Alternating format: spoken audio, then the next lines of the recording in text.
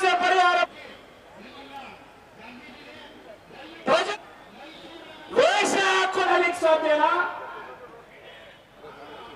ಬಹುಶಃ ಈ ದೇಶ ಕಂಡಂತ ಅತ್ಯಂತ ದುರ್ಬಲ ಪ್ರಧಾನಿ ಶೋಕಿಲಾಲ್ ಇದ್ರೆ ದಟ್ ಈಸ್ ಮಿಶ್ರಯುಗಾರಿಕೆ ಇಲಾಖೆ ಆಗಿರುವಂತ ಪಾರ್ಲಿಮೆಂಟಿನ ಸಂಸತ್ ಭವನದ ಈ ಎಲ್ಲ ಕಾರಣ ಇವತ್ತು ಪ್ರತಿಭಟನೆ ಬಹಳ ಅವಶ್ಯಕತೆ ಒಂದು ಪ್ರತಿಭಟನೆ ಇದು.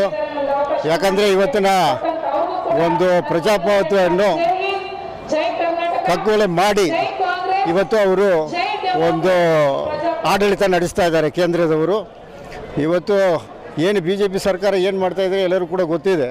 ಇವತ್ತು ಅವರು ಬಹುಶಃ ಪಾರ್ಲಿಮೆಂಟಲ್ಲಿ ಇರೋಕ್ಕಿಂತ ಮನೆಯಲ್ಲೇ ಅವರು ಎಲ್ಲ ವ್ಯವಹಾರ ಮಾಡ್ಕೋಬೋದು ಅನಿಸುತ್ತೆ. ಸರ್ಕಾರನ ಅವರು ಮನೆಯಿಂದನೇ ನಡೆಸ್ಕೋಬೋದು. ಯಾಕಂದರೆ ಇವತ್ತು 146 ಸಂಸದರನ್ನು ಅವರು ಅಮಾನತು ಮಾಡಿ ಅವರು ಒಂದೇ ಸತ್ತಿಗೆ ಅವರದೇ ಆದಂಥ ಹಿಟ್ಲರ್ ರಾಜಕೀಯವನ್ನು ಮಾಡ್ತಾಯಿದ್ದಾರೆ.